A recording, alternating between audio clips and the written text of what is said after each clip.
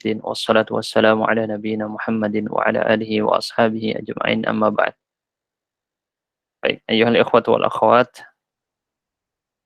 kaifa halukum jami'an? Kullukum bi khair. Gimana kabarnya semuanya? Bi khair ya, insyaallah. Kita pertemuan pertama ini untuk kitab Belajar Tasrif Sistem 20 Jam dari karya Kiai Haji Aceng Zakaria, hafizahullah taala. Buku ini saya perhatikan adalah buku yang paling mudah untuk mempelajari ilmu sorof dibanding buku-buku lain yang sekarang tersedia di pasar ya. Jadi maka kita sangat anjurkan mempelajari buku ini dari dasar karena ini mudah banget untuk dipelajari dan dipahami. Kemudian kalau sudah tuntas, nanti kita akan tawarkan bagi teman-teman untuk melanjutkan ke yang sistem 40 jam. Jadi ini dua buku yang berbeda. Kalau yang 40 jam itu jilid 2-nya, lanjutannya, atau bisa dibilang bahasa ulang dari kitab beliau yang dikarang namanya Al-Kafi. Begitu juga yang versi Nahu, beliau juga ada yang versi bahasa Indonesianya, ada sistem 40 jam dan sistem 50 jam. Yaitu bahasa Indonesia dan versi lebih mudah dari kitab beliau Al-Muyassar. Jadi beliau termasuk ulama yang produktif dalam bidang bahasa Arab, terlebih khusus di sini dibangun di atas pengalaman yang lama dan juga sudah dikarang sejak lama buku ini. Berdasarkan pengalaman tentunya di sini antum bisa lihat di cerita beliau di pengantar ya. Maksud di situ misalnya Al-Kafi dan Al-Muyassar sudah 20 kali cetak ulang dan juga beliau sampaikan di situ pesan-pesan yang antum bisa baca sendiri. Antum bisa lihat ya, buku ini telah terbit dan beredar kurang lebih 18 tahun sampai sekarang dan telah dicetak lebih dari 100 kali cetak ulang. Jadi memang sudah banyak mengalami revisi, perbaikan, koreksi. Dan wajar kalau ada buku baru terbit biasanya pasti banyak kesalahan. Baik teknis ataupun secara mungkin keilmuan. Dan kalau antum perhatikan di yang versi nanti di sistem sorof 40 jam di pengantarnya, beliau mengatakan kalau Anda menuntaskan dua buku ini, yaitu yang versi 20 jam dan 40 jam, maka Anda telah mempelajari 90% kosakata dalam Al-Quran. Ini kata beliau sendiri ya, Kiai Haji Aceng Zakaria. Nah, tetapi mungkin teman-teman nanti menyangka, kok saya sudah belajar tapi masih nggak paham Al-Quran. Ini beda lagi ya teman-teman. Kalau masalah tersebut tentu butuh hal lain lagi ya. Tetapi di sini memang dia fokus kepada kaedah-kaedah, terutama kaedah yang berkaitan dengan ilmu sorof. Entar lagi kita akan bahas apa yang dimaksud dengan ilmu sorof ya. Walaupun saya sudah sempat menyampaikan dalam webinar saya tentang ilmu sorof, sejarah ilmu sorof. Bismillah. Nah, tetapi di sini nanti teman-teman tidak banyak menemukan praktek yang bisa dipakai sehari-hari. Itu tidak, karena ini bukan topik pembahasannya. Jadi kalau mau yang praktek sehari-hari ya bisa mengambil pelajaran seperti Durusul Lughah atau Arabiah Bani Daik atau Arabiah Linnasyi'in atau kitab-kitab yang serupa yang banyak di dalamnya berupa percakapan, ngomong, atau ada yang berbicara, ada latihan mendengar, ada latihan menulis. Nah, itu topik tersendiri teman-teman ya. Sedangkan ilmu sorof lebih fokus kepada, ya Anda bisa bilang semacam grammar, tapi grammarnya khusus untuk perubahan kata. Seperti yang akan kita lihat di sini, antum buka bukunya, halaman 1 ya. Saya sangat menyarankan agar antum punya buku fisik, dan jangan merasa rugi dengan membeli buku fisik. Jadi mindsetnya dulu diatur ya, karena zaman sekarang banyak yang mindsetnya, PDF-nya mana Ustaz? Gitu ya. Mindsetnya PDF. Nggak jadi belajar kalau pakai PDF, teman-teman. Nggak jadi belajar. Kalau antum mau pakai PDF buat meneliti, menulis riset, menulis penelitian. Nah, itu pakai PDF karena sulit beli buku banyak ya. Tapi kalau mau belajar, menuntaskan satu buku dengan urut, dengan tuntas, harus buku fisik. Saya sering sekali menggambarkan dengan kuliah. Misalnya Anda ikut perkuliahan, besok ujian akhir semester. Materi ujian akhir semester jumlahnya 100 sampai 150 halaman. Anda cuma pakai PDF, nggak pakai buku fisik, pusing belajarnya. Nggak percaya, pusing. Misal Anda belajar tentang fikih Fikihnya misalnya kitab Bidayatul Mujtahid, perbandingan 4 madhab. Besok ujiannya. Ibarahnya, perkataannya ibarah Ibnu Rushd yang hidup tahun 500-an Hijriah. Berarti 900 tahun yang lalu. Antum baca ucapan-ucapan beliau, membandingkan 4 madhab dengan dalil-dalilnya, dengan sebab perselisihannya, dengan titik tarjih beliau misalnya, apa yang beliau pandang bagus, apa yang beliau pandang syadz. Antum pelajari itu hanya lewat PDF 150 halaman, besok mau ujian nggak bakal bisa mengerjakan dengan baik. Kenapa? Karena kita memang nggak terbiasa dengan PDF dan tidak bisa lama-lama membuka PDF. Jadi teman-teman, saya selalu menyarankan punya buku fisik, itu penting. Ya, di sini ada dari ikhwan, ada dari akhwat, memang kelasnya dicampur karena ini masih kelas yang bisa kita bilang bahasa dalam tanda kutip percobaan ya, untuk kita membuka, sebelum kita membuka kelas yang lebih luas lagi, kita akan mencoba dulu dengan kelas ini. Baik teman-teman sekalian, dan alhamdulillah pada kesempatan kali ini kita di pagi hari yang semoga diberkahi oleh Allah. Antum, kita tidak ada perkenalan terlebih dahulu, nanti mungkin perkenalan di grup WhatsApp saja ya. Antum bisa nyampaikan nama dan juga alamat, terutama domisili sekarang di daerah mana. Di sini ada yang dari daerah Indonesia Timur dan juga dari mana-mana, terserah antum sampaikan. Kemudian apa pelajaran bahasa Arab yang pernah dipelajari. Nanti kita akan sampaikan di grup WhatsApp ya. Baik, kita mulai pelajarannya dengan halaman 1, ilmu tasrif. Jadi nama sebenarnya adalah ilmu sorof, itu dulunya dinamai dengan ilmu tasrif. Ilmu tasrif ini sudah digunakan istilah ini sejak zaman Ibnu Kaisan, dari tahun yang beliau wafat tahun 120 Hijriah.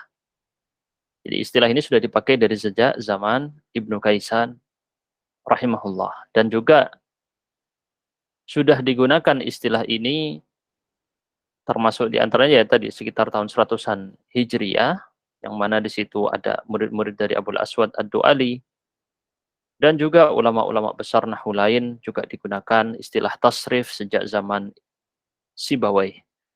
Dengan kitab nahwunya yang terkenal, kitab Sibawayh.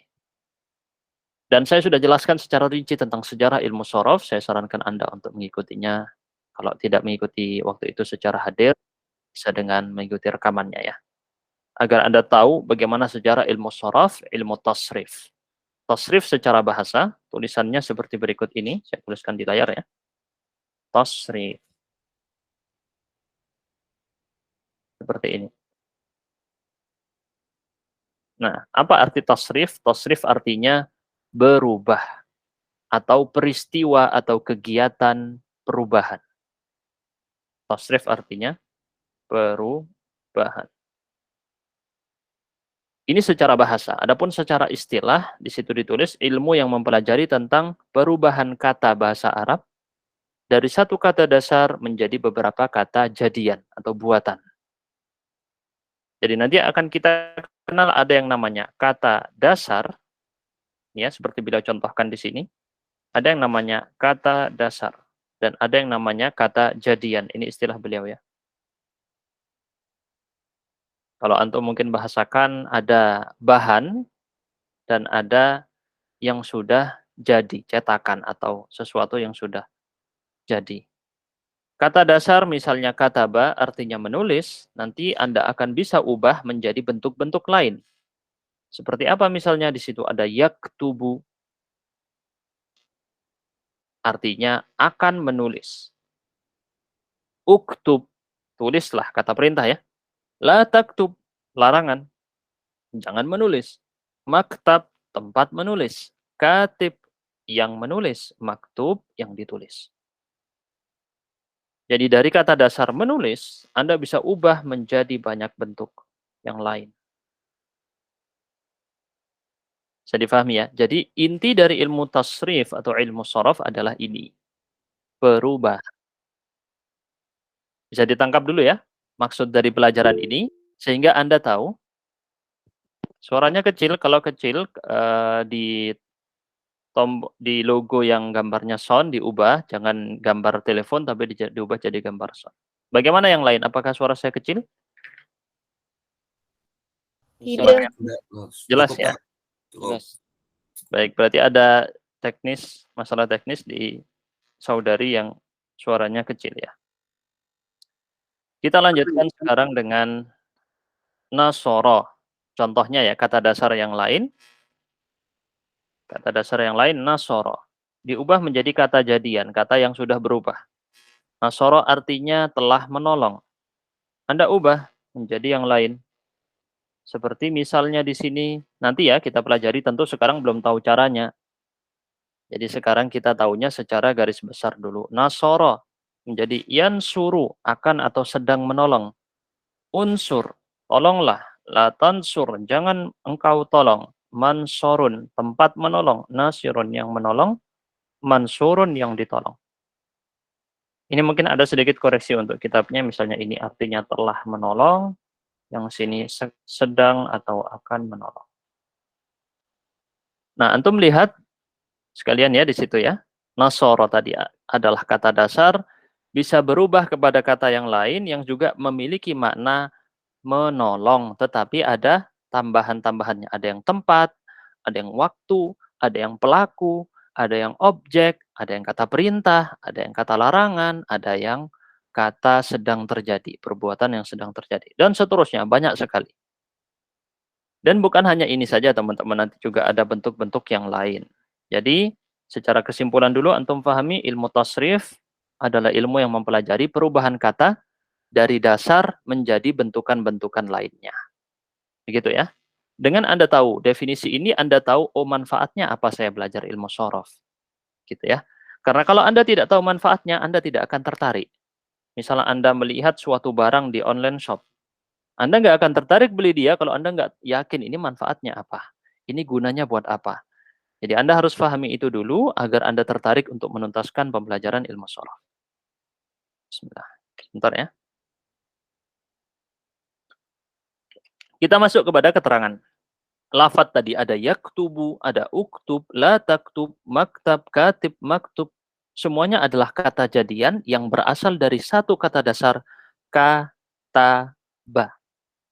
Ini penjelasan beliau ya. Yang kedua, perubahan dari bentuk kata dasar akan mempengaruhi arti.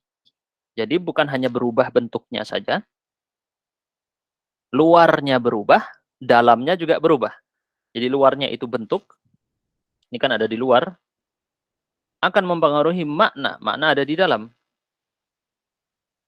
Jadi perubahan luar mempengaruhi perubahan yang ada di dalam. Bisa difahami ya. Kemudian pada dasarnya satu kata dasar bisa berubah menjadi 12 kata jadian. Ini secara garis besar atau rata-rata berubahnya menjadi 12 bentuk. Rata-rata berubahnya menjadi 12 bentuk. Atau nanti antum sebut ini dengan istilah sighah. Di sini kita pakai bahasa Indonesia saja dari pengarangnya ya. Kemudian untuk menggunakan kamus bahasa Arab, maka harus dicari dulu kata dasarnya. Nah, termasuk di antara manfaat belajar ilmu sorof yang kemarin belum saya sampaikan di materi sejarah ilmu sorof atau saya tampilkan di video-video singkat saya di Instagram, yang belum kita sampaikan fungsi utamanya adalah bisa menggunakan kamus bahasa Arab. Karena sekarang misalnya Anda masih baru belajar bahasa Arab, Anda buka, udah beli Ustaz, saya udah beli buku kamus Al-Munawwir yang tebal. Saya buka kok bingung gimana cara carinya Ustaz. Nah, karena cara carinya butuh ilmu sorof. Gitu ya teman-teman ya. Jadi ilmu utama dalam ilmu sorof itu diantaranya fungsi utamanya adalah bisa pakai kamus bahasa Arab. Karena cara pakai kamus bahasa Arab berbeda dari kamus lain. Nggak kayak kamus Inggris, nggak kayak kamus Jepang, nggak kayak kamus Cina. Berbeda sekali. Ini difahami dulu ya teman-teman. Misalnya kata maktub. Kata maktub, ini kata maktub yang terlihat di layar ini. Kalau kita menggunakan metode kamus Indonesia atau kamus Inggris, Anda akan cari dari awalannya dulu, yaitu huruf apa? Huruf mim. Yang di awal ya. Anda misalnya mau nyari kata dalam bahasa Inggris, misalnya apa ya? Ask. maka Anda akan cari dulu huruf A-nya. Ini kalau dalam bahasa Inggris.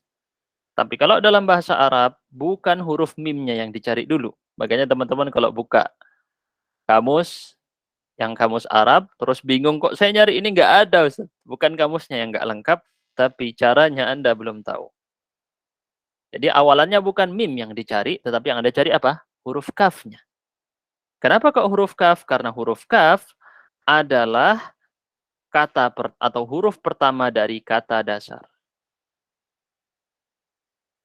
Ya, ini salah satu kamus bahasa Arab yang paling dipakai di masa sekarang. Kalau Anda rujuk kepada sejarah penulisan kamus, orang Arab terdahulu tidak memulai dari yang depan, tapi memulai dari yang belakang. Jadi kalau antum buka kamus-kamus kuno, di antaranya misalnya Lisanul Arab, itu yang dipakai yang belakang dulu, bukan yang depan. Huruf ba-nya dulu. Karena orang Arab dulu menggunakan belakangnya untuk syair atau saja, as-saja atau asy-syi'r. Dipakai untuk syair atau dipakai untuk saja. Syair dan saja itu berbeda ya dalam bahasa Arab, tidak seperti di bahasa Indonesia. Nah, tetapi kalau untuk kita ya, apalagi yang sekarang banyak dipakai, bukan yang di belakang, agar disesuaikan dengan zaman modern, maka yang depan ini yang dipakai. Ini buat gambaran antum, biar nanti nggak bingung. Kalau kamus bahasa Arab itu memang ada 3 versi. Yang paling dipakai di zaman sekarang, saya barusan kasih tahu 2 versinya saja. Ada yang dimulai dari kata depan, huruf depan, ada yang dimulai dengan huruf belakang, yang diambil dari kata dasar. Bukan bentukannya, tapi dari kata dasarnya. Atau sebenarnya kalau saya sering membahasakannya dengan istilah huruf akar. Atau Anda bisa bilang juga akar kata. Karena ini yang dipakai sebenarnya ya. Usulul kalimah, atau biasanya kalau di versi Inggris disebut dengan roots. Jadi ini adalah termasuk bahasa salah satu, atau ya salah satu dari semua bahasa di dunia yang ada sekarang yang menggunakan dasar roots, akar kata. Bahasa lain yang menggunakan metode ini diantaranya adalah bahasa Hebrew atau bahasa Ibrani yang dipakai oleh orang Yahudi sekarang ya, atau bahasa Aramaik, atau yang bisa disebut dengan Suryaniyah yang dipakai oleh orang Kristen di daerah-daerah ortodoks mereka di Syria. Di Syria dan Syam sekitarnya Palestina, semuanya kebanyakannya menggunakan bahasa Aram atau Aramaik. Ini semuanya adalah satu rumpun, satu akar bahasa Semit ya. Arab, Aram, dan juga Hebrew, Ibrani, semuanya itu adalah satu akar. Makanya nabinya sama, satu keturunan semua. Itu dari keturunan Israel, atau Israel nama lainnya adalah Ya'qub alaihi salam. Israel adalah nama nabi. Jangan salah memahami ya. Orang menyangka Israel kemudian melaknat Israel. Bukan, Israel adalah nama Nabi. Ya'qub alaihi salam, nama beliau adalah Israel. Jangan salah paham ya teman-teman ya. Ini karena sebagian mungkin ada yang baru tahu sekarang. Kita lanjut. Yang dianggap kata dasar dalam bahasa Arab adalah fi'il madhi. Menurut ulama Kufah, sedangkan menurut ulama Basrah adalah masdar. Jadi memang dari sudut pandang sejarah, ulama bahasa Arab itu berakar kepada 2 kota. Ini sempat kemarin saya sampaikan dalam webinar sejarah ilmu shoraf. 2 kota besar, yaitu ulama Kufah. Kufah ini kota di daerah Irak, tempat pusat kepemimpinan ketika Ali bin Abi Thalib menjadi pemimpin. Dan memang Ali bin Abi Thalib adalah orang yang paling berpengaruh dalam pembuatan ilmu bahasa Arab, karena beliau memerintahkan Abul Aswad Ad-Du'ali dalam salah satu riwayat ya, dalam beberapa riwayat mungkin atau sebagian riwayat, Ali bin Abi Thalib memerintahkan muridnya Abul Aswad Ad-Du'ali, yang sebenarnya Abul Aswad Ad-Du'ali juga hidup di masa Rasul tapi tidak bertemu dengan Rasul. Ini dalam ilmu hadis disebut dengan mukhadram. Mukhadram itu orang yang hidup di zaman Rasul tapi tidak bertemu dengan Rasulullah Shallallahu Alaihi Wasallam, yaitu Abul Aswad Ad-Du'ali yang kemarin kita sebut sebagai bapaknya ilmu bahasa Arab. Yang beliau berasal dari Kufah ini, atau bisa dibilang ya pusat kepemimpinan Ali ketika itu adalah di daerah Kufah, kota Kufah, ada di Irak. Dan satunya adalah kota Basrah, sama-sama di Irak ya. Di Irak memang sangat syarat dengan peradaban dunia, bukan hanya Islam saja, tapi peradaban dunia besar, Mesopotamia. Anda kalau telusuri, Irak itu punya banyak background sejarah yang besar. Persia pernah di situ. Kemudian Mesopotamia, peradaban tertua yang ada di dunia dalam sejarah manusia, peradaban yang diakui, bukan yang antum sekarang sangka manusia purba segala macam ya. Manusia purba nggak pakai baju apa segala macam. Ya. Peradaban dunia paling tua dalam sejarah itu dari Mesopotamia, dari Irak. Tidak seperti yang disangka oleh orang-orang ya. Dan ayah kita yaitu Adam alaihissalam sejak diturunkan dari surga, Allah sudah menyebutkan dalam surat Al-A'raf ya, qad anzalna 'alaikum libasan yuwari sawatikum warisha. Allah sudah menurunkan pakaian dari surga untuk Adam. Jadi memang Nabi Adam turun itu bukan telanjang ya, tapi dipakaikan pakaian. Tidak seperti yang digambarkan di sains atau di pelajaran-pelajaran sekolah di SD, SMP, SMA, gambarannya manusia purba nggak pakai baju segala macam ya. Tidak seperti itu. Ini adalah sejarah yang banyak melencengkan dari apa yang diajarkan oleh Al-Quran, sebagaimana Anda baca dalam surat Al-A'raf. Baik, kalau menurut, malah nyambung ke banyak sejarah dari tadi ya. Apa baik, buat pandangan antum agar antum membersihkan otak antum dari ilmu-ilmu dari barat yang sebenarnya tidak punya dasar, tidak punya bukti, hanya dugaan-dugaan saja itu. Prasangka yang mereka pakai, bukan bukti. Nggak punya bukti mereka. Kemudian, ulama Kufah ini memandang bahwa kata dasar bahasa Arab itu dari fi'il madhi, sedangkan ulama Basrah, kata dasar bahasa Arab itu pakai bentuk masdar. Nah, kita belum kenal apa itu fi'il madhi, Ustaz, apa itu masdar. Nanti kita akan jelaskan insya Allah. Yang penting antum tahu dulu dalam bahasa Arab ada yang disebut dengan akar kata atau kata dasar dalam istilah pengarang di sini, dan ada yang disebut dengan kata jadian atau sebenarnya dalam bahasa Arab disebut dengan sighah. Sighah itu bentuk kata. Jadi saya lebih memandang bahwa terjemahan yang lebih tepat untuk kata jadian itu sebenarnya kan dia dari kata sighah ya, teman-teman ya. Kalau antum belajar di ilmu shoraf yang versi bahasa Arab, biasa disebut dengan sighah. Sighah itu bentuk. Sighah itu bentuk. Kita sekarang masuk pada subbab berikutnya tentang pembagian kalimah. Kita masuk pada pembagian kalimah. Baik, kita belum ada interaksi ya teman-teman. Nanti insya Allah ada interaksi, kita masih pembukaan dulu. Pembagian kalimah. Kalimah ini bukan kalimat di bahasa Indonesia. Kalimah ini bukan kalimat di bahasa Indonesia. Kalimah adalah kata. Di dalam bahasa kita disebut dengan kata. Antum pahami ini dulu ya. Jangan salah menyangka bukan kalimat di bahasa Indonesia. Kalimat adalah kata di dalam bahasa kita. Jenis kalimat atau kalimah ini ada 3. Al-ism, nama atau kata benda. Al-fi'l, kata kerja. Al-harf, bisa kata sambung, bisa kata penghubung, atau bisa kata tugas. Ini adalah bahasa pendekatan. Yang barusan saya sebutkan ini terjemahnya yang disebut oleh pengarang. Ini adalah bahasa pendekatan teman-teman ya. Tidak mutlak 100% sama dengan ini di bahasa kita. Tapi ini untuk mendekatkan antum agar tahu, oh ya ada kata benda, mungkin dalam bahasa Inggris noun.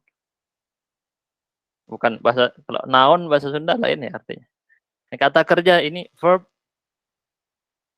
Kemudian kalau harf ini nggak tahu ya bahasa Inggrisnya, beda-beda, mungkin bisa preposition tapi nggak tahu, saya kurang tahu bahasa Inggris. Jadi ya udah, pokoknya ini hanya terjemah pendekatan.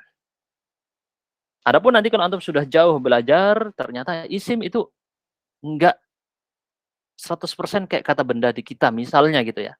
Atau nanti antum lihat harf terutama. Kalau isim sama fi'il hampir 100% atau mungkin 100% sama dengan yang ada di bahasa kita. Tapi harf ini cukup berbeda, teman-teman.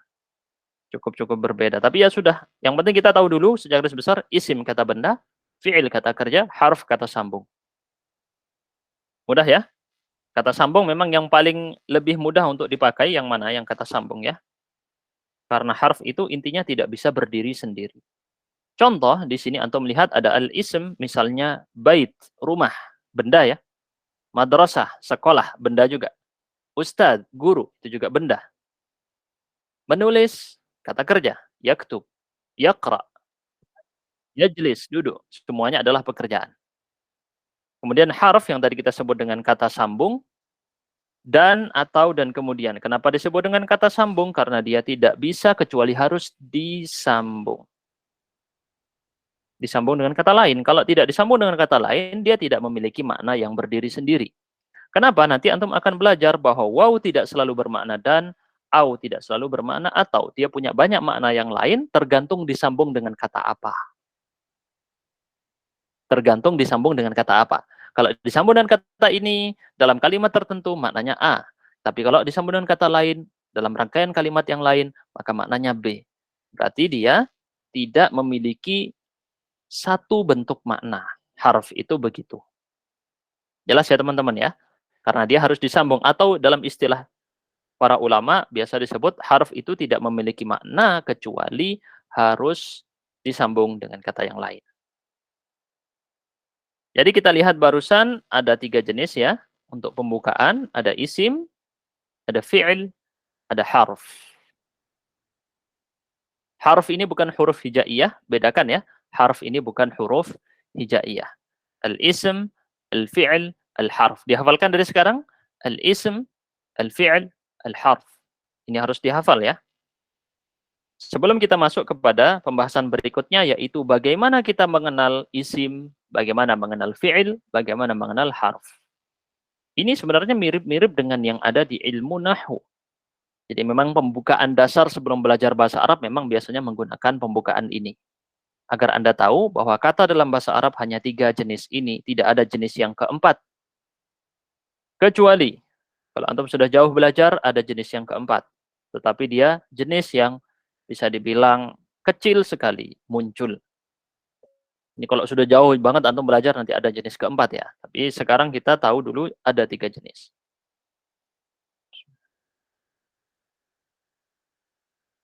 Baik, kalau selama dari pelajaran tadi tentang ilmu tasrif itu apa dan juga pembagian kalimat terbagi jadi 3, mungkin ada yang mau menyampaikan pertanyaan, ada yang bingung. Gimana? Bisa difahami kira-kira teman-teman? Penjelasan saya? Terlalu cepat? Bisa dipahami ya? Allah paham, Insyaallah. Insyaallah paham ya? Alhamdulillah. Gimana yang akhwat? Tidak sulit ya untuk difahami ya? Mudah insyaallah? Insyaallah Ustazah. Insyaallah ya. Baik. Eh kita belum banyak interaksi di sini dan juga belum ada praktek menghafal. Kalau nanti udah jauh ada praktek menghafal ya. Di sini kita antum misalnya hanya menghafalkan tanda-tanda berikut ini. Ntar lagi ya. Antum hafalkan karena nanti ada latihan di akhir.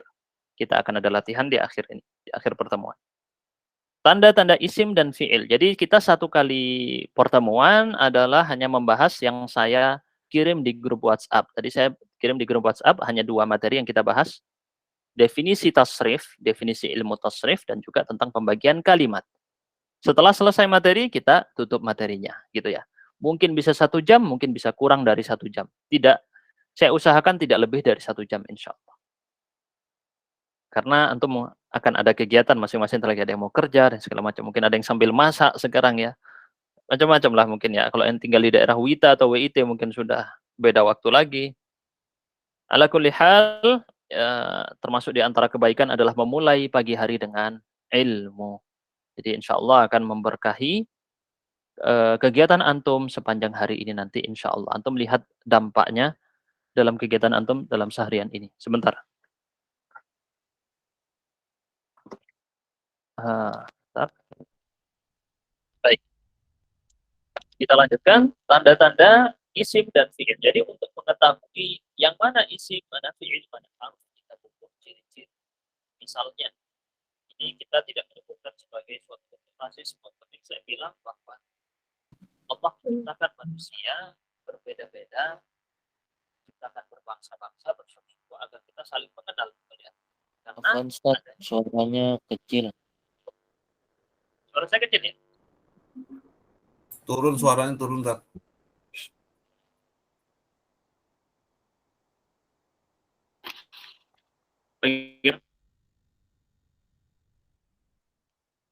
Masih kecil?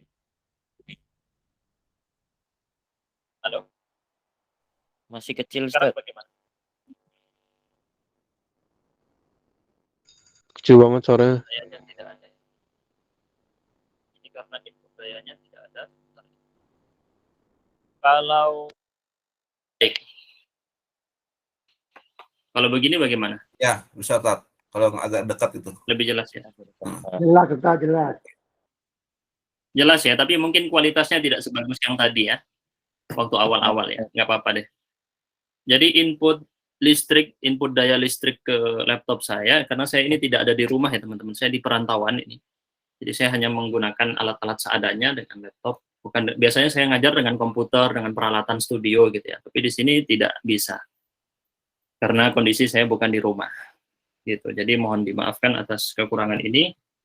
Insya Allah nanti di bulan Januari, Februari kalau kita lanjutkan dengan buku yang berikutnya yang tasrif sistem 40 jam, maka saya ada di studio dengan komputer seperti biasa dan kualitas videonya dan kualitas suaranya jauh lebih baik dari yang seperti yang biasanya saya lakukan untuk bisa cek di rekaman-rekaman saya yang dulu. Jadi untuk mengenal orang itu kan kita tahu dari ciri-ciri fisiknya ya. Begitu juga kita tahu orang ini dari Afrika, kita tahu ciri-ciri orang Afrika apa. Ini orang dari Cina, kita tahu ciri-cirinya apa. Ini orang dari Eropa, kita tahu ciri-cirinya apa. Ini orang dari Indonesia Timur, kita tahu ciri-cirinya apa.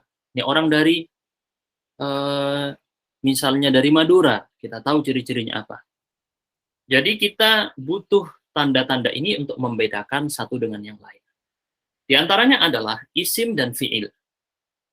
Kita bisa membedakan mana isim, mana fi'il, mana harf adalah melalui tanda-tanda tersebut.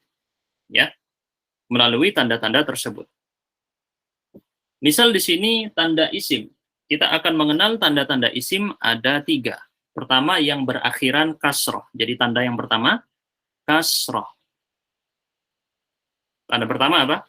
Kasroh. Contoh, Bismillahirrahmanirrahim. Ini berarti bismi. Ismi ini adalah isim. Allah, lafzul jalalah, isim. Ar-Rahman, sini juga isim. Ar-Rahimi juga isim. Karena berakhiran kasroh semua. Jadi kalau berakhiran kasroh, pasti dia isim. Karena tidak ada kata yang lain yang berakhiran kasroh di sini ya. Kecuali isim. Yang dimaksud di sini, walaupun kurang tepat pembahasan kasroh. Sebab nanti bertabrakan dengan ada huruf yang berakhiran kasroh dan ada fi'il yang berakhiran kasroh sebenarnya. Jadi istilah kasroh di sini adalah untuk pemula, teman-teman ya. Jadi tidak bisa kita salahkan pengarang kitab. Jadi sebenarnya ungkapan yang lebih tepat kalau antum sudah belajar ilmu nahwu ini disebut dengan jar. Dan jar itu berbeda dari kasroh. Jadi ciri-ciri yang sebenarnya adalah berakhiran jar, bukan kasroh. Karena jar itu lebih umum, tidak mencakup kasroh saja, tapi tidak perlu saya rinci di sini. Kalau Anda ingin mengetahui tentang ini, ada penjelasan saya di kitab Nahwu Wadih tentang mabni dan mu'rab. Silahkan dicek di situ, saya menjelaskan apa yang dimaksud dengan jar. Nah, tapi untuk pemula bilang aja udah kasroh ya gitu buat pemula. Kemudian, atau berakhiran tanwin. Kalau akhirannya tanwin, baik dhammah, kalau antum misalnya sebut di dalam ilmu tajwid dhammatain, fathatain, kasratain gitu ya. Baitun, baitan, baitin. Anda lihat akhirannya menggunakan tanwin. Maka berarti kata bait adalah kata benda atau isim. Ciri yang ketiga, berawalan alif lam.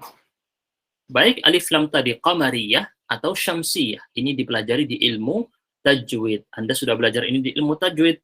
Ada yang alif lamnya yaitu menggunakan sukun dan ada yang alif lamnya tasydid kepada huruf setelahnya. Alhamdu, alif lam qamariyah. An-naru, alif lam syamsiyah. Langsung ditasydid kepada huruf setelahnya, bukan pakai sukun. Jadi bacanya bukan al-naru, tapi an-naru. Asy-syamsu, bukan al-syamsu. Al-kitabu, al-Qur'anu, as-sami'u. Berarti semua kata yang berawalan alif lam, Anda temukan di dalam Al-Quran. Ada alif lamnya di depan, al, berarti adalah apa? Isim. Jelas ya? Maka kita temui di sini pengarang memberikan tanda-tanda isim, ciri-cirinya ada 3 hal. Kasrah, tanwin, alif lam. Kasrah dan tanwin adalah tanda di akhir kata. kalau alif lam tanda yang ada di awal kata. Jelas ya? Saya ulangi lagi. Kalau kasroh dan tanwin, tanda yang ada di akhir kata. Kalau alif lam, tanda yang ada di awal kata. Kemudian, Anda kalau misalnya Ustaz, saya sudah pernah belajar ini, Anda pelajari cara mengajarnya, seperti barusan. Untuk mengetahui isim, kita bisa memperoleh dua cara. Sebenarnya tidak harus dengan tanda tadi saja, tapi juga dilihat dari artinya. Jadi Anda lihat artinya apa. Kalau artinya menunjukkan kata benda atau nama orang, maka otomatis menjadi isim. Secara arti dia sudah isim. Jelas ya? Jadi dilihat dari arti, ini metode pertama, atau melalui tanda-tanda tampak luar. Jadi kalau bisa kita bilang, cara mengetahui isim ada dua cara. Pertama, dilihat dari dalamnya atau maknanya. Makna itu kan di dalamnya, batinnya. Sedangkan cara yang kedua dilihat dari luarnya. Tampak luarnya. Berarti dengan tanda-tanda. Jadi kita lihat dari zahir, lahir, ataupun batin. Luar ini lahir, dalam ini batin. Tetapi tidak selamanya isim tadi memiliki tanda-tanda tersebut. Enggak selamanya menggunakan tanda-tanda tersebut. Hanya jika terdapat tanda-tanda tersebut, itu pasti isim sekalipun belum diketahui artinya. Contoh, misalnya, Maliki Yaumiddin. Semuanya berakhiran apa? Kasrah. Akhirnya semua kasrah ya. Ki, Yaumi, Ad-dini. Berarti Malik adalah isim, Yaum adalah isim, Ad-din adalah isim. Berikutnya, Adzabun alim di Al-Quran ya. Pasti isim karena akhirannya tanwin. Adzabun. Tanwin, alimun, tanwin. Dua-duanya adalah isim. As-sami'ul basir. Semuanya apa ini tanda-tandanya di sini? As-sami' dan al-basir berawalan Alif lam. alif lam. Berarti as-sami' isim, al-basir isim. Ini semua adalah kosakata di Al-Qur'an ya. Kemudian Utsman. Utsman, kalau kita lihat di kata Utsman, ada kasrah atau tidak di akhiran? Tidak Tidak ada. ada. Tidak. Ada tanwin atau tidak? Tidak. Tidak Tidak ada. Apakah ada awalan alif lam? Tidak. ada. Tidak ada. Kalau semua tadi tidak ada ciri-cirinya, maka Anda lihat maknanya. Maknanya apa? Kalau maknanya adalah kata benda atau nama orang, maka dia adalah isim. Jelas ya? Jadi ini adalah cara mengetahui isim. Sebelum kita lanjut, apa ada yang mau bertanya? Jadi kita tidak langsung gas terus gitu ya. Kita berhenti ngerem sedikit dulu. Buat teman-teman yang masih bingung, silahkan bisa ditanyakan kepada saya. Bagaimana? Yang masih bingung boleh bertanya untuk tanda-tanda isim barusan dan juga cara mengenal isim. Kalau sudah tahu, alhamdulillah, dihafalkan tadi ya. Kasrah, tanwin, dan juga alif lam. Sekarang kita lanjut kepada tanda-tanda fi'il. Di sini disebutkan ada 4. Yaitu pertama, diawali qad, atau diawali sin, atau diawali saufa, atau berakhiran tak ta'nits yang sukun. Sakinah itu artinya berharokat, atau antum bilang berharokat, tapi bukan berharokat sebenarnya. Bertanda sukun di akhir. Diawali kata qad. Qad artinya sungguh. Misalkan Anda mendengar lafaz iqamah. Qad qamatis shalah. Qad qamatis shalah. Qad di awal menjadi tanda bahwa yang datang setelahnya adalah fi'il. Jelas ya? Berarti qama adalah kata kerja. Berikutnya, qad artinya sungguh. Anda bisa lihat artinya di samping di buku ya. Sin artinya akan. Kalau Anda lihat di dalam bahasa Arab, sayadhabu, awalnya sin, maka yang setelahnya pasti fi'il. Yadhabu adalah fi'il. Sayarji'u, yarji'u adalah fi'il, kata kerja. Nah, tapi Ustaz, saya kan belum tahu yadhabu, yarji'u gimana buatnya nanti. Kita akan belajar. Yang penting Anda tahu kalau awalannya qad, berarti setelahnya adalah fi'il. Kalau awalannya sa, berarti setelahnya adalah fi'il. Kalau awalannya saufa, itu juga yang datang setelahnya adalah fi'il. Saufa ta'lamun di Al-Quran ya. Saufa ta'lamun. Di dalam surat apa ini? Ayo, siapa yang ingat? Dalam surat apa ini? Kalla sawfa ta'lamun. Apa? Surat apa ini? Ayo dites hafalannya. At-takatsur. Baik. Saufa dan sa sama-sama berarti akan. Saya sudah menjelaskan perbedaan sa dan saufa di Instagram kursus Kuba. Silahkan dicek, di situ ada video singkat 1 menit saya jelaskan. Terakhir, ciri yang keempat adalah berakhiran tak sukun. Tak sukun ini menunjukkan pelakunya adalah perempuan. Nanti kita akan kenal ya. Contohnya qalat dan ja'at. Kalau kata kerja berakhiran tak sukun seperti ini, pasti dia adalah kata kerja. Atau tadi kita sebut dengan fi'il. Jelas ya teman-teman ya? Baik, coba dihafalkan dulu. Tanda fi'il berikut ada 4, dihafalkan. Qad, sin, saufa, tak ta'nits. Tak ta'nits. Ta'nits artinya perempuan. Tak artinya huruf tak. Ta'nits artinya adalah perempuan. Sakinah artinya adalah sukun. Sebentar.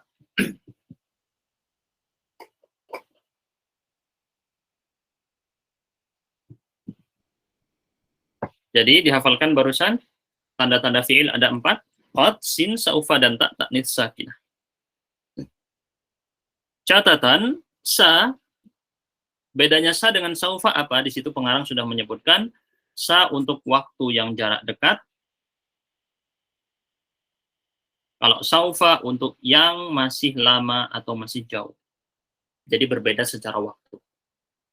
Walaupun tidak mutlak sepenuhnya seperti ini ya, tidak mutlak sepenuhnya seperti ini. Tapi kebanyakannya seperti itu perbedaannya. Kemudian untuk mengetahui fi'il kita bisa memperoleh 2 cara. Berarti ada 2 cara seperti yang tadi kita bilang. Cara mengetahui dari batin atau dalam. Dan ada yang dilihat dari luar atau zahir.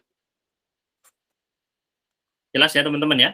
Kalau dilihat dari batinnya berarti Anda lihat artinya. Kalau artinya menunjukkan pekerjaan atau kata kerja berarti adalah fi'il.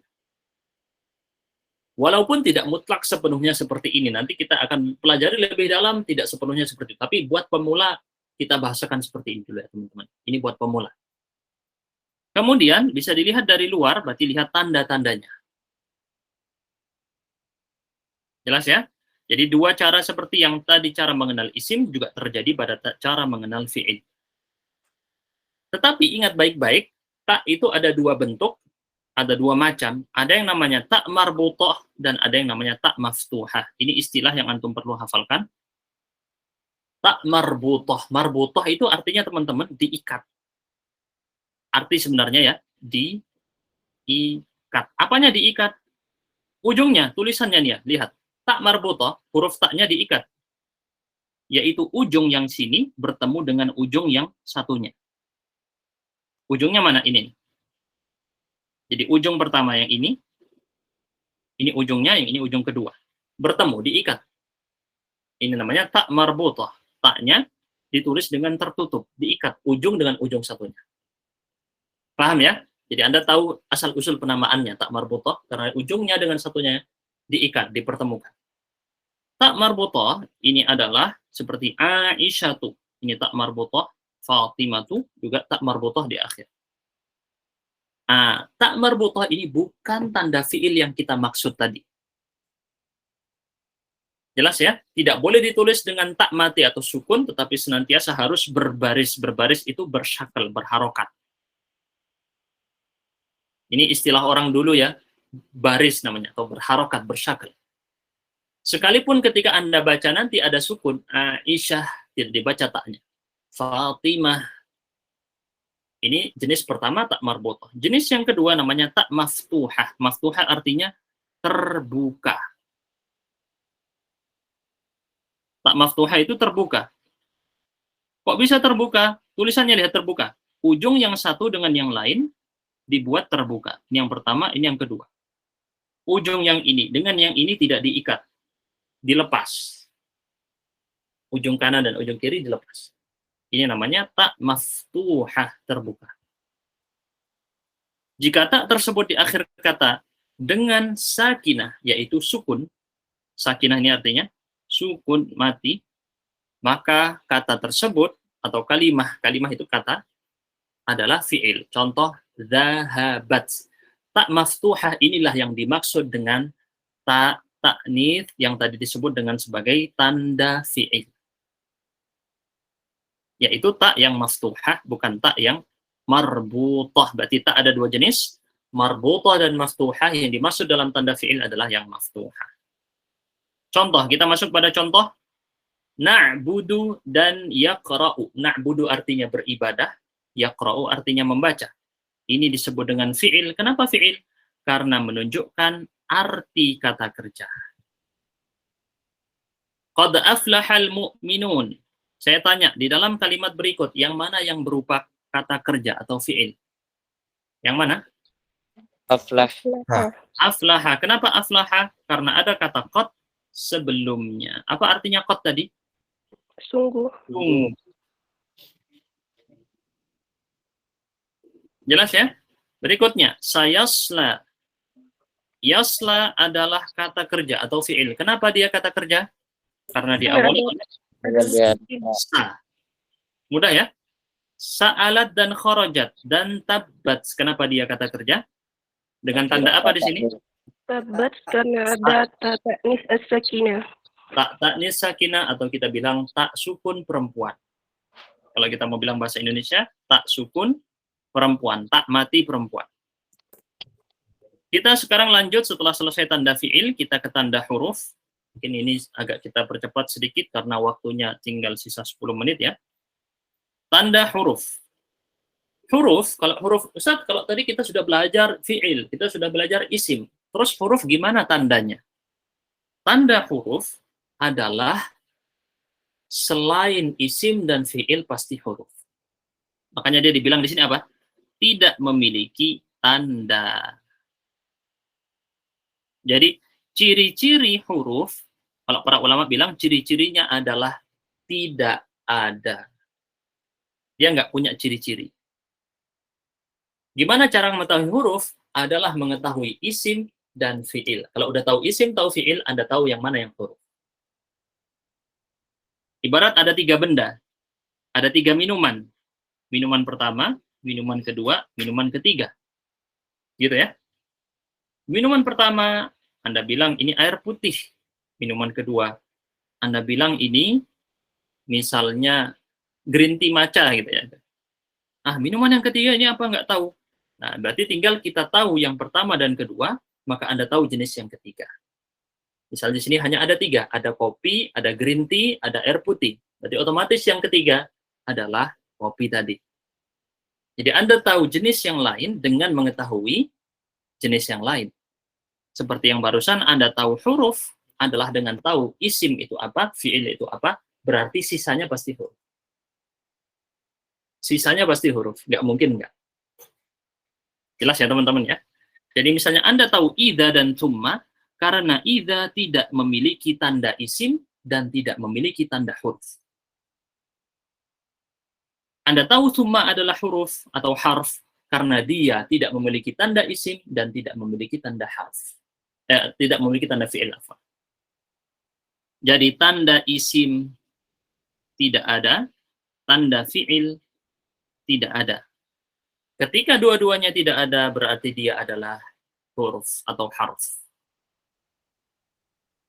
Untuk yang tanda huruf gimana? Bisa difahami atau tidak? Haim tuh. Yang lain gimana? Karena mungkin sebagian agak sulit memahami ini, saya yakin.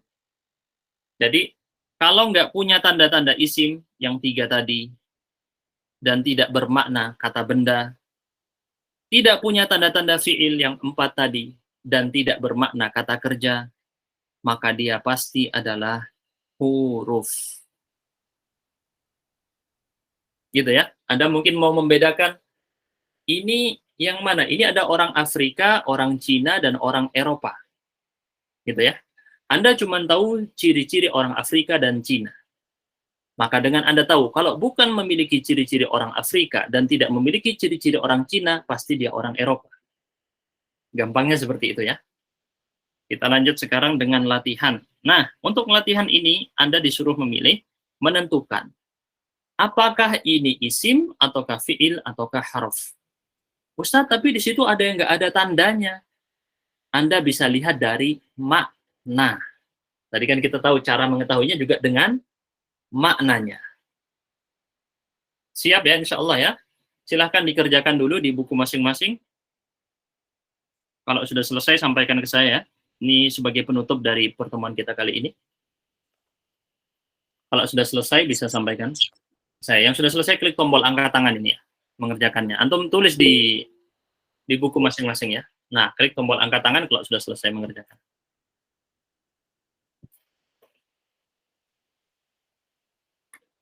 Ini insya Allah bisa dikerjakan dengan cepat ya. Karena mudah, kalau enggak dengan ciri-ciri bisa dengan maknanya. Udah ada artinya soalnya, enak ya.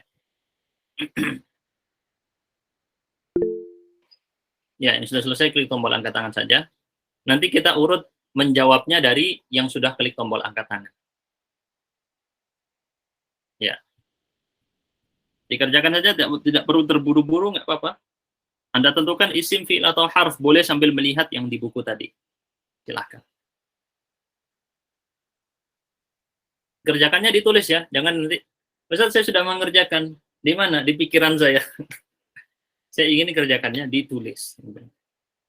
Ditulis. Yo, yang lain. Ada yang sudah selesai?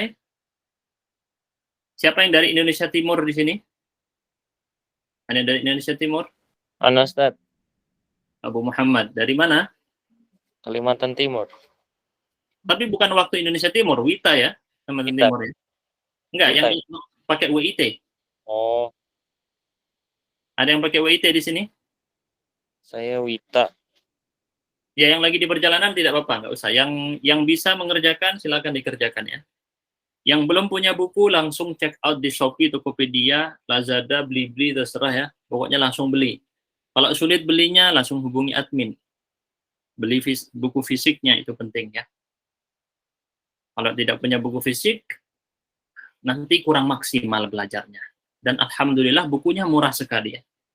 Sangat murah sekali, lebih mahal beli minuman boba di pinggir jalan. Baik, sudah ada 4 orang. Kita tunggu lagi yang lain. Kita tunggu yang lain. Baik, sudah ada 6 orang yang sudah selesai, alhamdulillah. Kita butuh interaksi ya teman-teman, dan mohon maaf kalau semuanya nggak kebagian di sini interaksi karena jumlah antum banyak.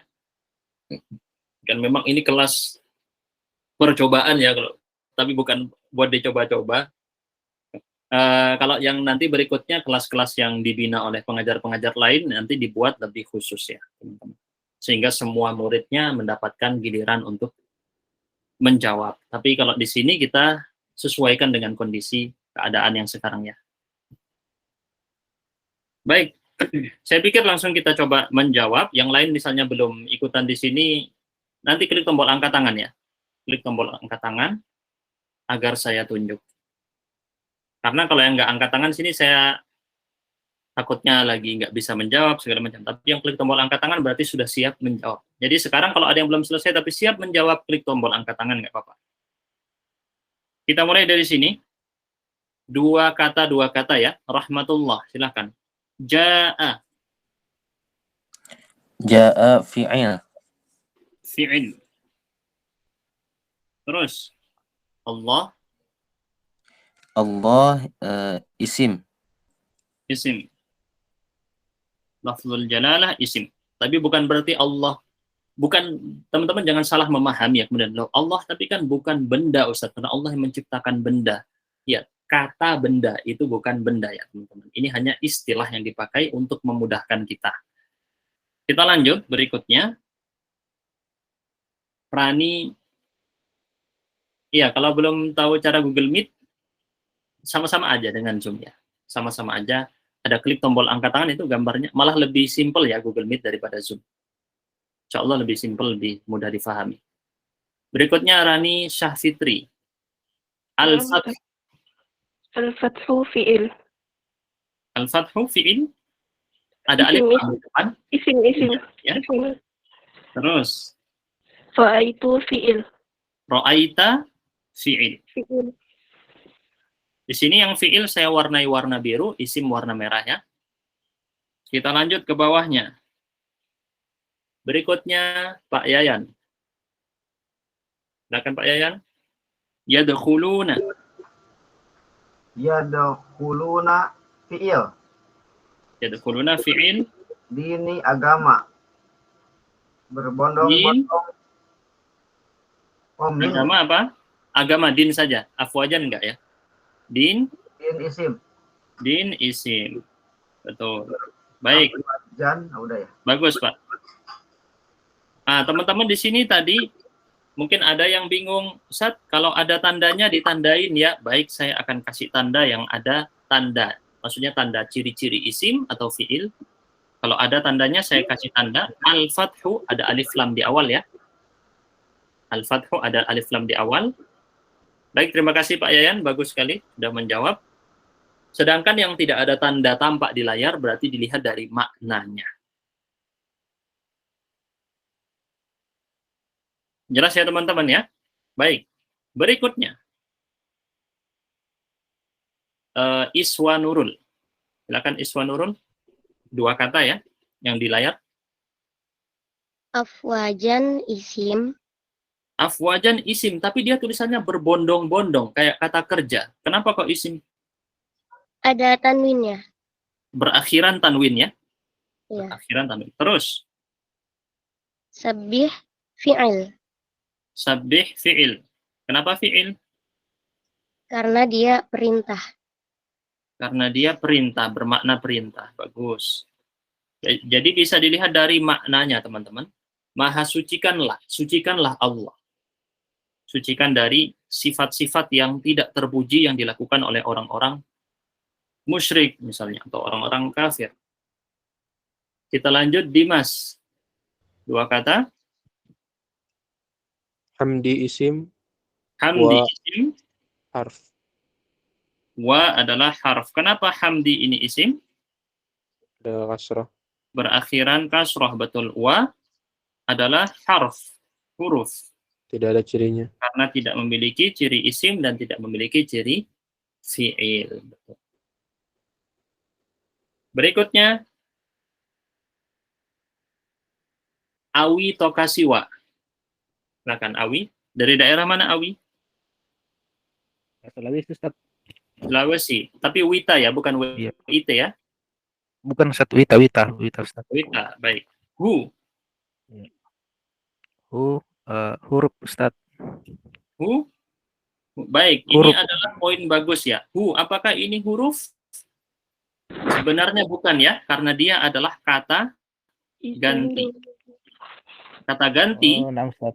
berarti dia adalah isim ya. Dilihat dari maknanya. Oh, Ustaz. Maknanya Nah, adalah kata ganti berarti dia isim. Terus hu juga di situ sama berarti isim. Dia yaitu Allah. Satu lagi Awi, Tawaban. Isim, Ustaz. Isim juga.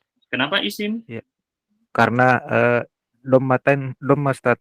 Bertanwin. Bertanwin ya, bukan dhamma ya. Yes, Ustaz. Bertanwin. Yes. Baik. Bagus, Masya Allah. Ini sebenarnya lebih bagus lagi kalau pengarang di sini ngasih contohnya ayat Quran gitu ya. Surat gitu. Terus nanti kita lihat di surat tersebut mana isim, mana fi'il, mana huruf. Nah, itu juga lebih baik. Jadi nanti teman-teman di rumah masing-masing bisa mempraktikkan itu. Waduh, terlewat 1 jam ya, nggak apa-apa ya teman-teman ya. Kita tuntasin dulu. Saya pinginnya nggak sampai lebih dari 1 jam nih. Sisa sedikit lagi nih insya Allah. Deandra Fadil. Silahkan Deandra Fadil. Idza huruf nasru isim. Nasru. Idza huruf. Kenapa huruf? Tidak ada cirinya. Tidak ada ciri isim dan fiil dan juga tidak bermakna isim dan tidak bermakna fiil. Berarti huruf ya. Nasru. Apa nasru? Dari maknanya pertolongan. Isim. Baik. Nasru di sini isim. Kenapa kok isim? Idza jaa nasrullahi wal fath. Oh, ini sudah ayat Quran ya. Maaf saya bacanya tadi salah. Ini dari kiri ke kanan ya. Antum kalau lihat ini ayat di surat An-Nasr. Idza jaa nasrullahi wal fath wa ra'aitan nas. Mungkin bagusnya lagi kalau disebutkan di atasnya secara lengkap ayatnya ya. Nasru di sini adalah isim karena bermakna kata benda, pertolongan. Bagus. 3 kata berikutnya Abu Muhammad, silakan. Nah, Ustaz. Wa huruf. Wa huruf. Betul. Seperti yang tadi ya. An-nas. Anas isim Ustaz. An-nas isim. Baik. An-nas adalah isim. Kenapa isim? Ada ciri-ciri? Ada Ustaz beralif lam. Alif lam. Baik. Ini saya salah bacanya teman-teman ya. Ke bawah ya. Harusnya saya idza jaa nasrullahi wal fath. Dari kiri ke kanan begini ya. Wa ra'aitan nasa yadkhuluna. Terus berikutnya. Pak Kabid. Pak Kabid silakan. Fi. Fi huruf Ustaz. Huruf. Kenapa? Fi huruf. Karena tidak ada tanda isim dan fiilnya Ustaz. Betul. Dan juga tidak bermakna isim dan fiil. Terus Allah tadi. Allah isim Ustaz. Isim, betul. Ada Insyaallah. tanda al. Ada al. Ada alif lam di awal. Maka Allah adalah isim. Berikutnya teman-teman. Yang lain. Ada yang mau mencoba menjawab? Klik tombol angkat tangan. Kalau nggak klik tombol angkat tangan, langsung menyalakan mikrofon. Nggak apa-apa. Ya Ustaz. Yang lain, yang belum ya. Siti Fatana, silakan. Fa. Tadi ya. Huruf. Fasabbih. Fa di Huruf. sini adalah Huruf. huruf. B. Huruf. Huruf juga kata sambung ini ya. Bermakna kata sambung, tidak memiliki tanda isim, tidak memiliki tanda fi'il. Fasabbih bihamdi. Baik, berikutnya yang lain. Ada yang siap menjawab langsung boleh? Yang mungkin masih belum memiliki buku fisik. Baik, santri kafah. Santri kafah, Rabbika apa? Isim. Kenapa? Berakhiran kasrah ya, Rabbi ya. Terus, istaghfir. Fi'il kata kerja, meminta ampun. Mintalah ampun. Baik, terakhir dua lagi terakhir yang belum. Siapa yang siap menjawab? Tinggal dua, terus kita tutup pelajarannya. Besok kita bahas yang lain lagi di hari Kamis insya Allah. Tinggal dua lagi yuk. Mencoba yang akhwat. Jangan malu-malu mencoba, silahkan. Biar cepat bisa, harus berlatih ya teman-teman. Siapa di sini mencoba? Rahel, silahkan. Inna Harf Ustaz. harf. Kenapa harf? Karena nggak ada tanda isim atau fiil. Dan tanda fi'il. Karena harf juga Ustaz. baik, ini agak sulit untuk karena antum belum belajar ya, dan di situ diartikan adalah. Sebenarnya ada arti lain, bisa juga artinya menjadi. Cuman kebetulan dia diartikan adalah.